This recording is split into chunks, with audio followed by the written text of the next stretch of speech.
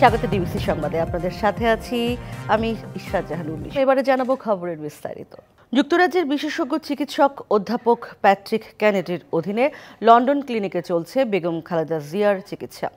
আজ শনিবার বিশেষজ্ঞ চিকিৎসকদের নিয়ে একটি পূর্ণাঙ্গ মেডিকেল বোর্ড গঠন হতে পারে বলে জানিয়েছেন খালেদা জিয়ার ব্যক্তিগত চিকিৎসক professor doctor AZM Zahid Hasan. দলের শীর্ষ নেতারা জানান, দীর্ঘ 7 বছর পর পরিবারের সকলকে কাছে পেয়ে মানসিকভাবে বেশ উৎফুল্ল রয়েছেন তিনি। এদিকে হাসপাতালে খালেদা জিয়ার জন্য নিজ হাতে করে খাবার নিয়ে যান তারেক রহমান ও পুত্রবধূ ডাক্তার জুবাইদা রহমান। এ সময় তাদের সঙ্গে ছিলেন ঢাকা থেকে যাওয়া চিকিৎসক ও দলীয় নেতারা।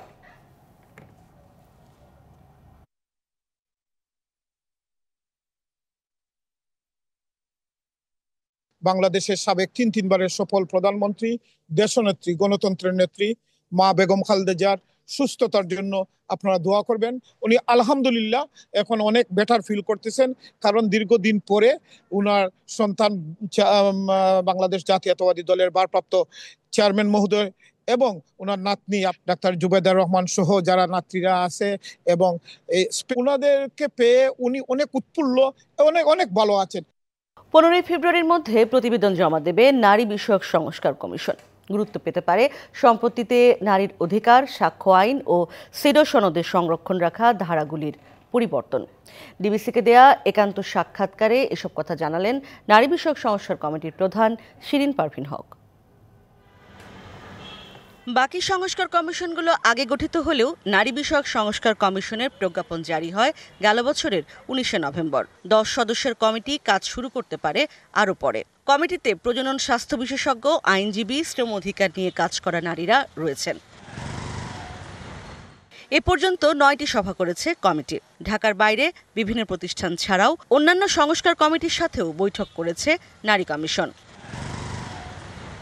কমিটির প্রধান শিরিন পারভিন হক জানালেন, সংবিধান ও আইন, নীতি নির্ধারণ ও কর্মপরিকল্পনা এই 3 ভাগে ভাগ করে তৈরি হচ্ছে প্রতিবেদন। বিভিন্ন সময় বিভিন্ন সরকার নারীদের ব্যাপারে বিভিন্ন সংস্কার আনার চেষ্টা করেও পিছপা হয়ে গেছে। বৈষম্য দূরীকরণ এবং সমতার লক্ষ্যে পদক্ষেপ গ্রহণ, সুপারিশ অন্তর্বর্তীকালীন সরকারের জন্য, দ্বিতীয়টা মধ্যম মেয়াদে কি করা সম্ভব, আর তৃতীয়টা আমাদের স্বপ্ন। একটা ম্যাট্রিক্স করেছি, সংবিধান ও আইন, আরেকটা হলো নীতি যেগুলো আছে পলিসি, আর বিভিন্ন কর্মসূচি। জুলাই আন্দোলনের পর থেকেই নারীরা অদৃশ্য হতে শুরু করেছে বিভিন্ন দৃশ্যপট থেকে। অন্তর্ভুক্তিমূলক সমাজ করার সুপারিশ থাকবে প্রতিবেদনে, জানান শিরিন পারভিন হক। আমরা দেখলাম আন্দোলনের পরে মেয়েগুলো গেল কোথায়। আমার সাথে যতজনের সাথে দেখা হয়, এই প্রজন্মের মেয়েরা যারা এত সাহস নিয়ে লড়েছে, আমরা বলছি তোমরা জায়গা ছাড়বা না। জায়গা ছাড়লে সেই জায়গা আবার জিতে নেওয়া সহজ না। প্রতিবেদনে মহিলা ও শিশু বিষয়ক মন্ত্রণালয়ের নাম পরিবর্তন করে নারী ও শিশু বিষয়ক মন্ত্রণালয় করার ঘোষণাও আসবে। ইশরাত জাহান উর্মি, ডিবিসি নিউজ, ঢাকা।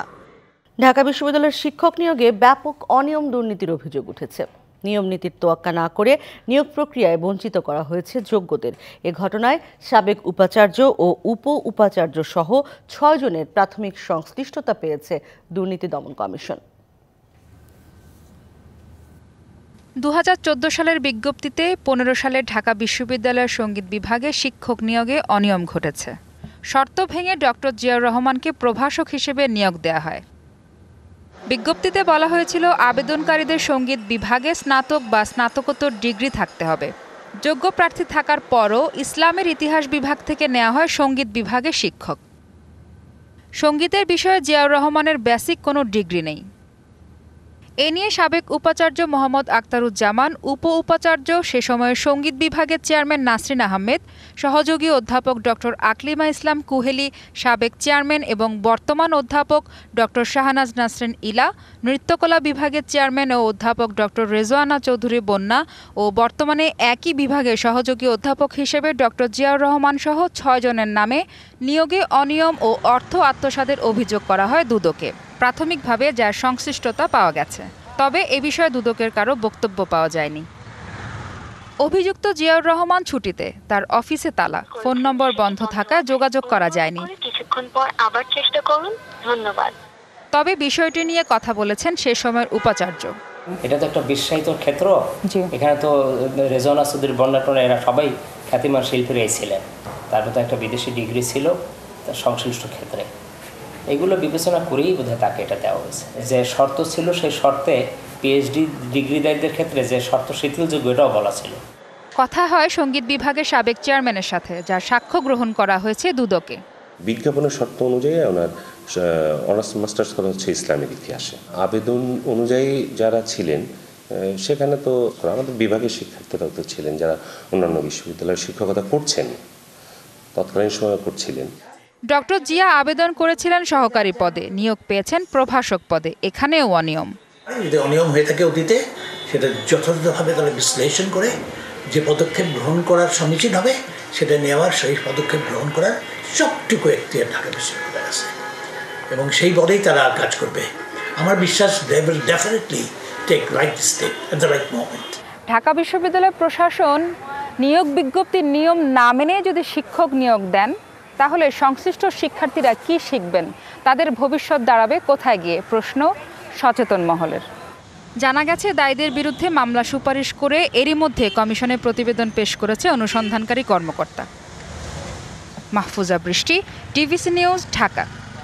উত্তরের জেলা পঞ্চগড়ের উপর দিয়ে বয়ে যাচ্ছে মৃদু শৈত্যপ্রবাহ, বিপাকে জনজীবন। আবহাওয়ার আরো খবর জানাতে পঞ্চগড় থেকে যুক্ত হচ্ছেন সহকর্মী আবু সালেম মোহাম্মদ রায়হান। রায়হান, জনজীবনের শীতের প্রভাব সম্পর্কে জানাবেন। রোদ উঠেছে কিনা বা জনজীবন কতখানি বিপর্যস্ত?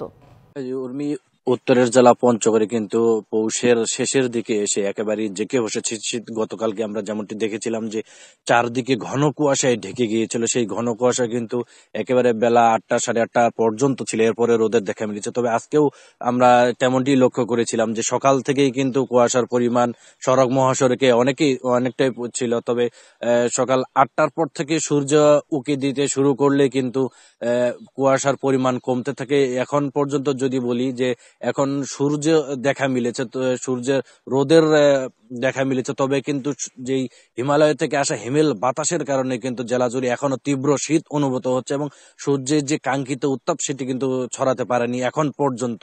তো আমরা সকাল থেকে দেখেছি যে সড়ক মহাসড়ক গুলোতে কিন্তু মানুষের উপস্থিতি অনেকটাই কম ছিল। তীব্র শীতে মানুষজন যারা শ্রমজীবী রয়েছেন তারা কাজের সন্ধানে বের কিন্তু তাদের এই যে শীতের কারণে তাদেরও কাজে যোগ দিতে অনেকটাই ব্যাহত হচ্ছে। এছাড়া যারা শ্রমজীবী মানুষদের মধ্যে রিক্সা চালক, ভ্যান চালক রয়েছেন তারাও কিন্তু সকাল থেকে তেমনটা কাজের সন্ধানে বের হননি। এই শীতে তারা অনেক যাত্রী না পাওয়ার কারণে অনেক সময় তাদেরকে বসে থাকতে হচ্ছে। তো এই শীত এলে কিন্তু পঞ্চগড়ের মানুষজনের জন্য অনেকটাই ভোগান্তি বেড়ে যায়। এবারও তার কমতি নয়, কিন্তু প্রতিবারের মতো এবারও শীতের ভোগান্তি রয়েছে। এবং আমরা আবহাওয়া অফিসের সাথে কথা বলেছি, তারা আমাদেরকে যেমনটি জানিয়েছেন যে ডিসেম্বরের এই মাঝামাঝি সময়ে মৃদু এবং মাঝারি শৈত্যপ্রবাহের মতো অব্যাহত থাকলেও পরবর্তীতে কিন্তু কিছুটা তাপমাত্রা বাড়তে পারে। তবে শীত সহসাই কিন্তু এক জেলা থেকে বিদায় নিচ্ছে না।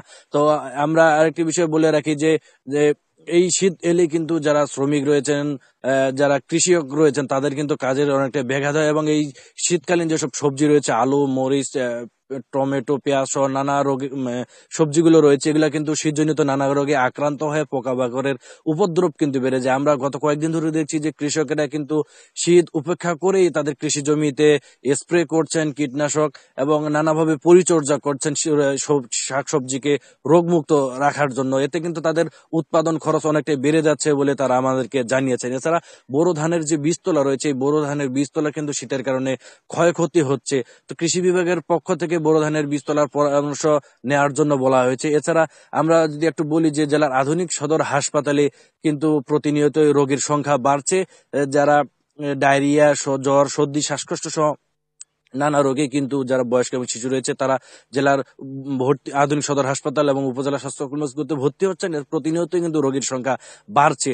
তো যারা যাদের শ্বাসকষ্ট বা সর্দির পরিমাণ কম রয়েছে তারা প্রাথমিক চিকিৎসা নিয়ে চলে যাচ্ছেন। এছাড়া বেশিরভাগই কিন্তু ভর্তি হচ্ছেন। এছাড়া আমরা দেখেছি যে জেলা আধুনিক সদর হাসপাতালে কিন্তু রোগীর অনেকটাই উপস্থিতি দেখা যাচ্ছে। তো এই শীতের মোকাবেলায় কিন্তু চিকিৎসকরা তাদের বয়স্ক এবং শিশু রোগীদের কিন্তু বলছেন যে গরম খাবার খাওয়ানো, পচাবাসি খাবার সহ অন্যান্য খাবার থেকে তাদেরকে দূর করে রাখা হয়। তো এই ছিল আমার কাছ থেকে শীতের সর্বশেষ খবর। অনেক ধন্যবাদ আপনাকে রায়হান। যুক্তরাষ্ট্রের লস অ্যাঞ্জেলস কাউন্টির পূর্ব ও পশ্চিম প্রান্তের 2টি দাবানলের আগুন নিয়ন্ত্রণে আনতে শুরু করেছেন দমকল কর্মীরা। কয়েকদিন ধরে চলা ঝোড়ো বাতাস কমে আসে শুক্রবার লস অ্যাঞ্জেলসের আগুন নিয়ন্ত্রণে আসতে শুরু করে। লস অ্যাঞ্জেলস শহরের পশ্চিম প্রান্তের পেলিসাইডস এলাকা ও পূর্বাঞ্চলের ইটন শহরের আগুন নিয়ন্ত্রণে অগ্রগতির কথা জানিয়েছেন দমকল বাহিনী। এক প্রতিবেদনে এসব তথ্য জানিয়েছে সংবাদ সংস্থা রয়টার্স। প্রতিবেদনে আরও বলা হয়, গেল মঙ্গলবার থেকে একযোগে শুরু হওয়া 6টি দাবানলে লস অ্যাঞ্জেলস কাউন্টির আশেপাশের এলাকা ধ্বংস হয়ে গেছে। এতে অন্তত 11 জন নিহত হয়েছে এবং 10,000-এরও বেশি অবকাঠামো ধ্বংস হয়েছে। এই সংখ্যা আরও বাড়তে পারে বলে আশঙ্কা করা হচ্ছে। আচমকাই আন্তর্জাতিক ক্রিকেটকে বিদায় বললেন তামিম ইকবাল। নিজের ভেরিফাইড ফেসবুকে পেজে রাতে এই ঘোষণা দেন তিনি। জাতীয় দলে ফেরার ব্যাপারে সিদ্ধান্ত কিছুটা সময় লাগবে জানালেও শেষ পর্যন্ত না ফেরার সিদ্ধান্তই জানালেন দেশ সেরা এই ওপেনার।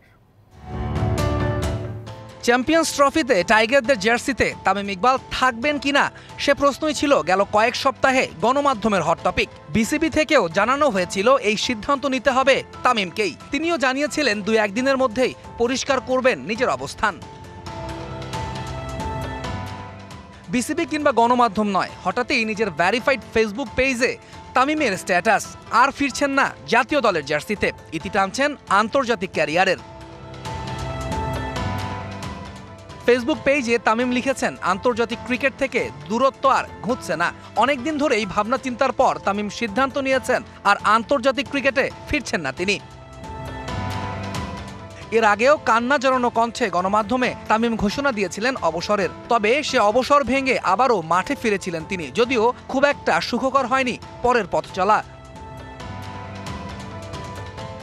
টাইগারদের জার্সিতে 3 ফরম্যাট মিলিয়ে মোট 391 ম্যাচ খেলেছেন তামিম ইকবাল, করেছেন 15,249 রান। টাইগার ক্রিকেটে নিজেকে প্রতিষ্ঠিত করেছেন দেশ সেরা ওপেনার হিসাবে।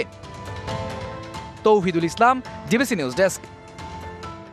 ডিবিসি সংবাদে এই ছিল এখনকার মতো। ডিবিসি নিউজের সংবাদগুলো পড়তে ভিজিট করুন dbcnews.tv আর ভিজিট করুন ডিবিসির ফেসবুক পেজ এবং ইউটিউব চ্যানেল। ডিবিসির সঙ্গেই থাকুন 24 ঘন্টা।